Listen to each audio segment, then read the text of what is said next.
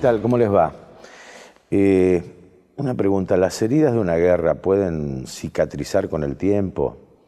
¿Qué siente un chico de 18 años cuando es convocado a la guerra, como ocurrió en nuestro país con Malvinas? ¿La guerra lo acompaña toda la vida? Creo que son algunas de las preguntas que vamos a compartir con Adolfo Schweighofer. Estuvo en la guerra, es santafesino, tiene pasión por lo que hoy hace, que es recordarla permanentemente. Y vamos a hablar con él acerca de lo que sintió, de lo que percibió cuando llegó aquel telegrama que lo convocaba a la guerra, de lo que fue la guerra y de lo que hoy significa. Hoy con Adolfo Schweighofer.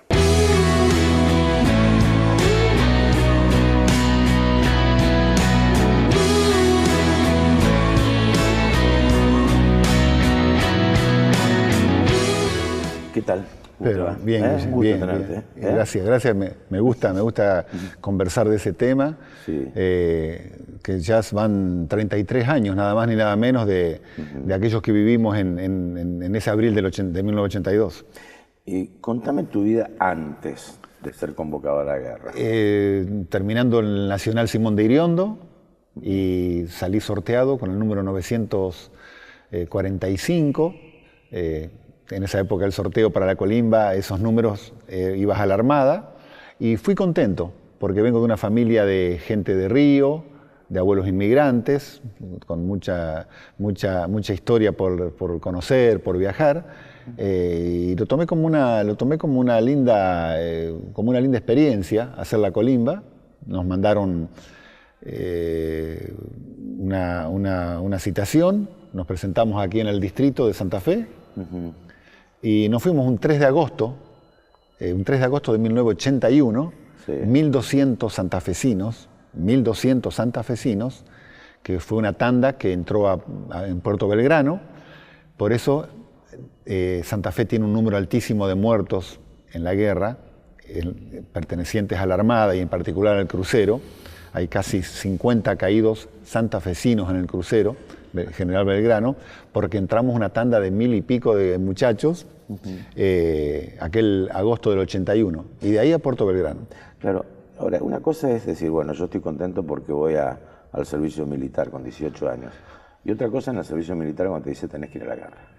¿Cómo fue ese momento? Que se fue dando, fue muy progresivo, y había un espíritu muy importante. La edad te juega a favor de los que organizan las guerras. La edad de un joven, de alguien que está saliendo de la adolescencia, que está bajo bandera.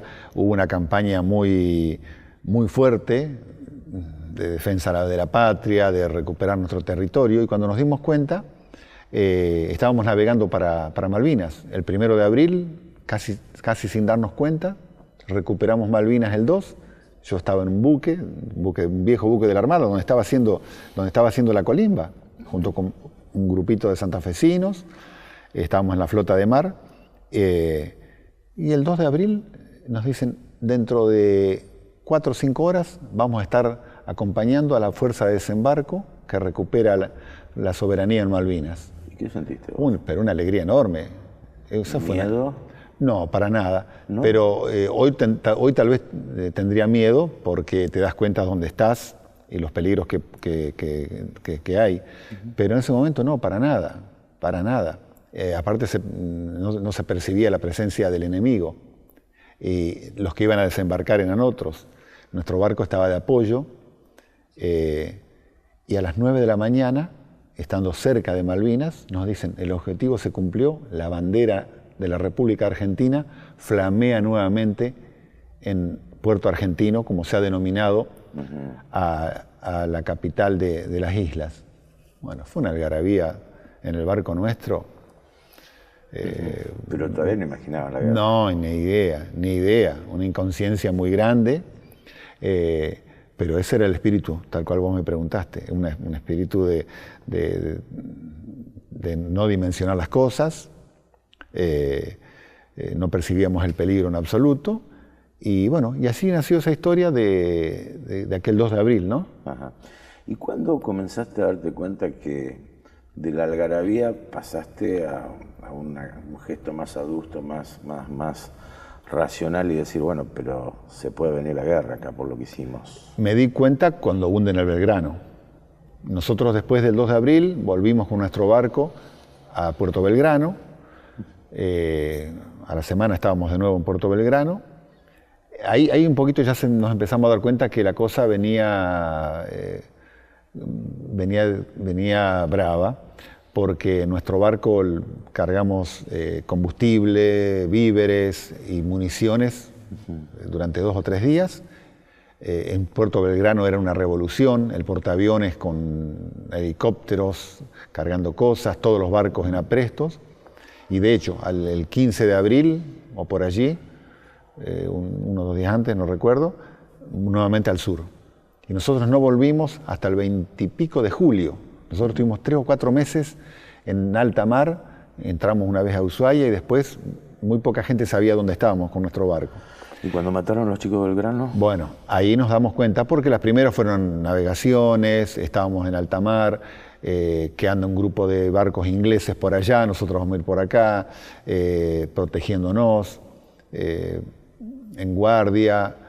Y el día previo a que hundan el Belgrano, junto con el crucero y otro barco más, íbamos a ir a un ataque al sur de Malvinas. Íbamos a atacar en una operación que yo siempre me pregunto qué habría sucedido si esto acontecía realmente, ¿no? Este ataque a barcos ingleses. Iba a ser un combate en alta mar.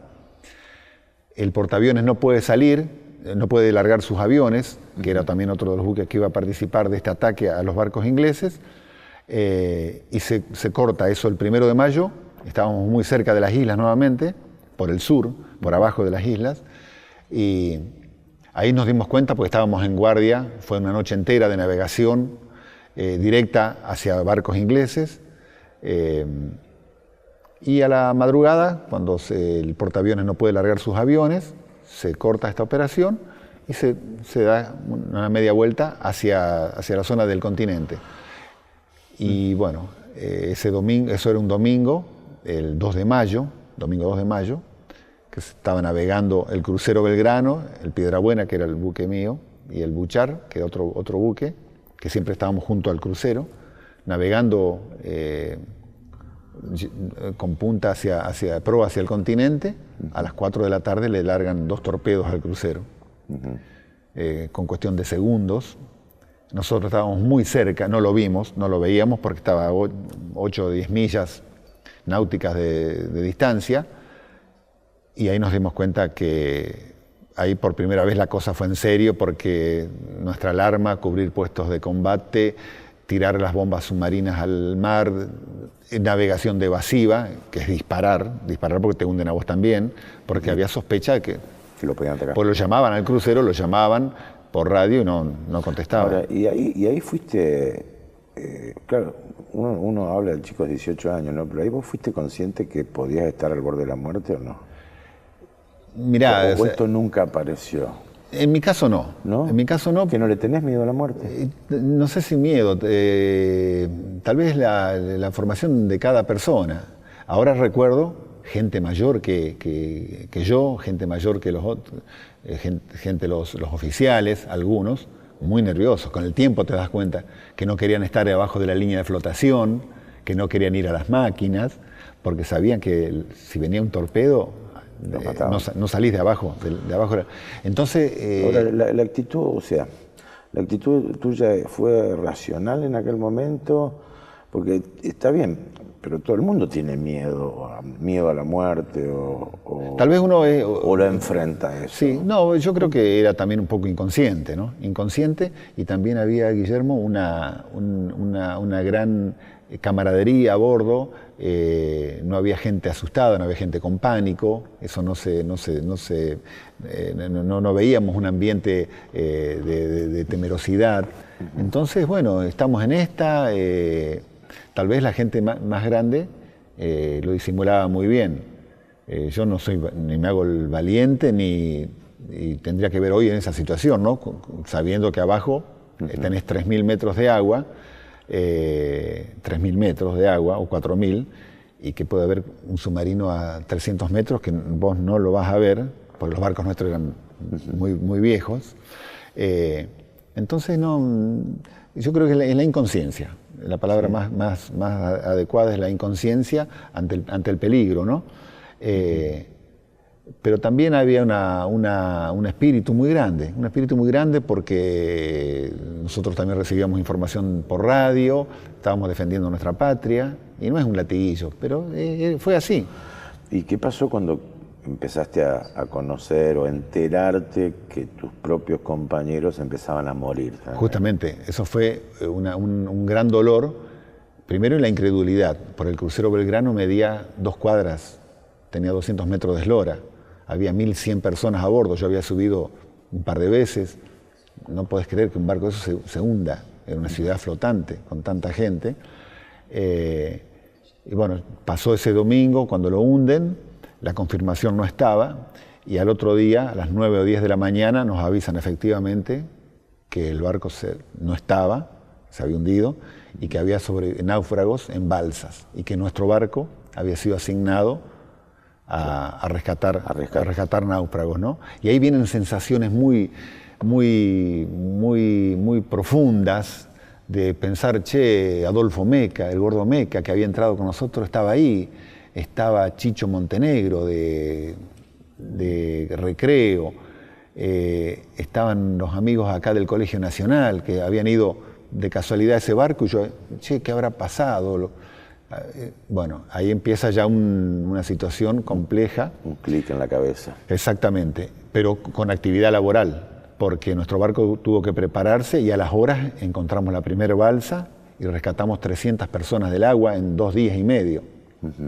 Y ahí se puso un amor, un afecto, una contención, un profesionalismo. El rescate de náufragos fue uno de los más exitosos en las guerras navales del mundo. De 1.100 tripulantes, con 2 torpedos, un barco que se hunde en 30 minutos y rescatar a 700, entre los 3 o 4 barcos que estábamos, es muy importante.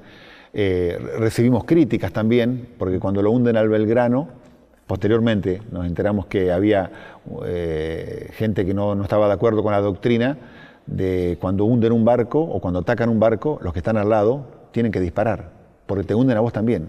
Y tenés, en vez de una, tenés 2 bajas. Así que tuvieron que ir a... Y bueno,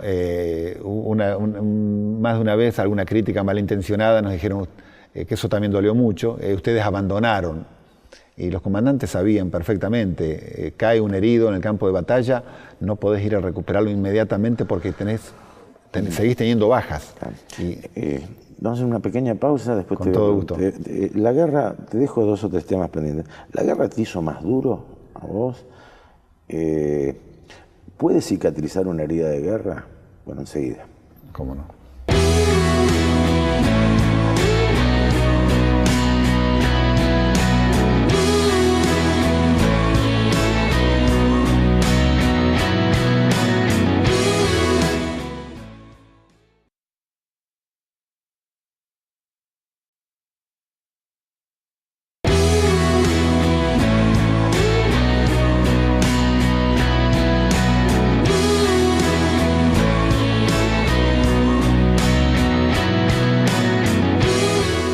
¿La guerra te hizo más duro a vos? No, más comprensivo, y estamos muchos veteranos ante la realidad del país, ante cosas que no tienen profundidad. Nosotros tenemos un espíritu superador, ¿no? Las pavadas no nos llegan, a ver morir a gente por la patria y después que problemas solucionables para algunos sean un mundo, para nosotros no lo son. Ahora, tu fortaleza tiene que ser muy grande, porque el alto índice de chicos que se quitaron la vida de Malvinas, aquellos que están con problemas psicológicos, el altísimo nivel de suicidios, no sé cuántos contabilizados tienen. Importante, ¿no? Sí. Es decir, habla del nivel de afectación que tiene la guerra en alguien, ¿no? Alguien que está viendo la muerte, que no es sensible, o sea, mejor dicho, que es imposible que no sea sensible a eso, ¿no? Nos dio hay de los 20.000 veteranos de guerra de Malvinas, hay un abanico importante, muy variado. Tenés aquel que no habla, tenés aquel que tiene recuerdos tristes permanentes. Yo me comparo con otros compañeros, Guillermo, yo no pasé nada, yo no pasé frío, no pasé hambre, sí estas vivencias, sí en un lugar muy peligroso, compañeros que han estado en la misma situación mía y aún hoy tienen mucha nostalgia, tienen recuerdo, tienen estrés postraumático. Yo pude canalizarlo a esto a través de la profesión que tengo, de comunicador social, pude ayudar. Creo que he ayudado a mucha gente, pues soy presidente del Centro de Veteranos de Malvinas desde hace bastante tiempo, con mucha gente que estamos juntos, ¿no? Trabajando para ayudarnos mutuamente, para demostrar lo que fue el esfuerzo de la gente que quedó, la gente que dio su vida por la patria, que se valore eso.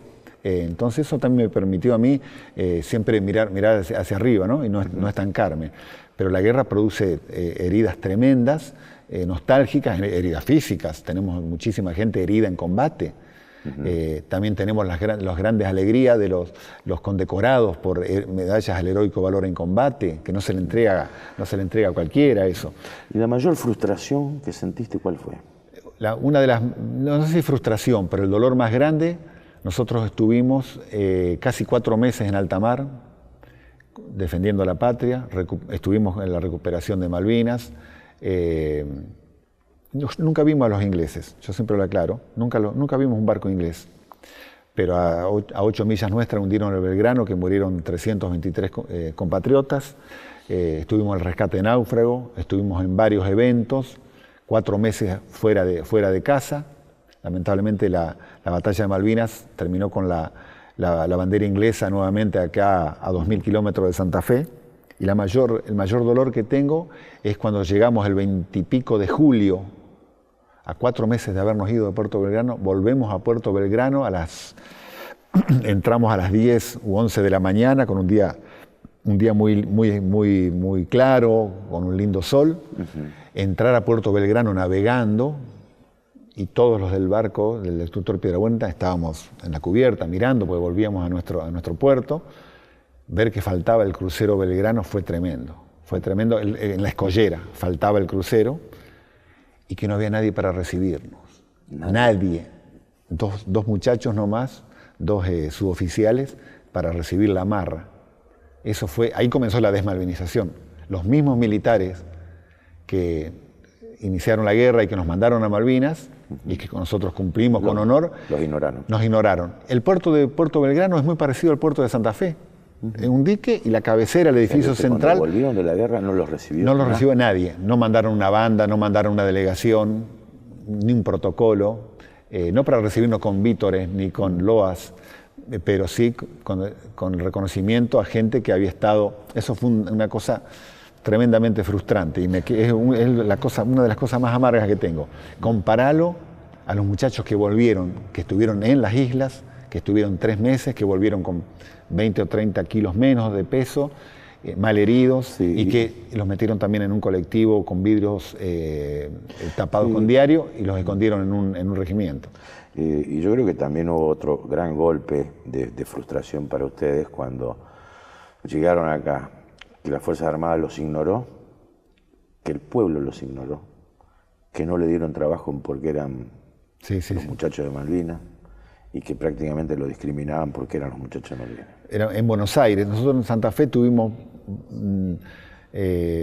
con el paso del tiempo, bastante cobijo y comprensión. Pero ha habido ciudades, por ejemplo, en Buenos Aires fue tremendo, porque los muchachos que vivían en el Gran Buenos Aires, en el cordón industrial, conseguían trabajo en alguna fábrica, algo, y cuando se enteraba el patrón que eran combatientes, los despedían para evitar futuros problemas. Eso fue tremendo. Y por último, ¿puede cerrar una herida así de una guerra en alguien o no? No. ¿Nunca? No, porque hay una mezcla muy variada de cosas. El orgullo de haber defendido a la patria, no te lo podés olvidar. Si te olvidas de la guerra, te estás olvidando de eso. El recordar a los camaradas, agradecer a la vida, por eso las nimiedades a nosotros no nos rozan, porque son estupideces.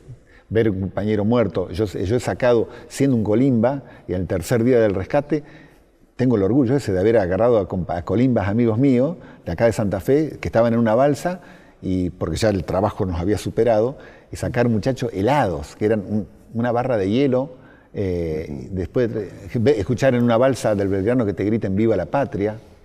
Eso no cierra nunca. No, por supuesto, ¿no?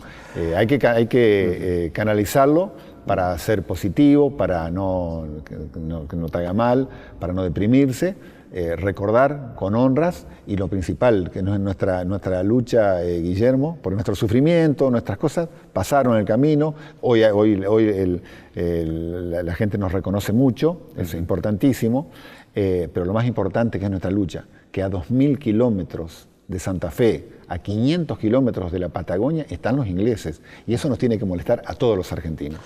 Muchísimas gracias, ha sido un placer. Un gustazo.